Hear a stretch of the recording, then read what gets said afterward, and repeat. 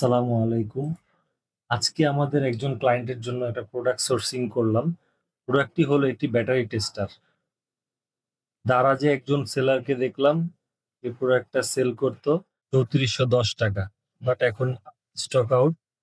তো প্রোডাক্টটি ক্লায়েন্টকে সোর্স করে দিচ্ছি দাম ও কোয়ালিটি যাচাই করে, এবং এটা নিশ্চিত করে যেন ক্লায়েন্ট সর্বোচ্চ ভ্যালু পান। প্রতিটি ধাপে আমি এনশিওর করি, যাচাই করি rating, communication, product quality, sample. এরপর আমরা অর্ডার কনফার্ম করি এবং শিপমেন্ট ও ডেলিভারির পুরো প্রসেসটা ফলো আপ করি। এই প্রোডাক্টটি আমার ক্লায়েন্টকে মাত্র ২২০০ টাকা রেটে সোর্সিং করে দেই ১০ পিস স্যাম্পল হিসেবে। দেখেন, কই ৩৪১০ টাকার প্রোডাক্ট মাত্র ২২০০ টাকায় এনে দিলাম কাস্টমারকে, তাও শর্ট কোয়ান্টিটি, তাই রেট বেশি। আর বাল্ক কোয়ান্টিটিতে আনলে শিপিং কস্ট কম হয়, তখন আরো কমে প্রোডাক্টটি দেয়া যেত। ২২০০ টাকার মধ্যেও কিন্তু আমার প্রফিট ছিল। তো এখন একটু চিন্তা করেন, চায়না থেকে আপনি নিজে যখন প্রোডাক্ট এনে সেল করবেন, কি পরিমাণ লাভ করতে পারবেন।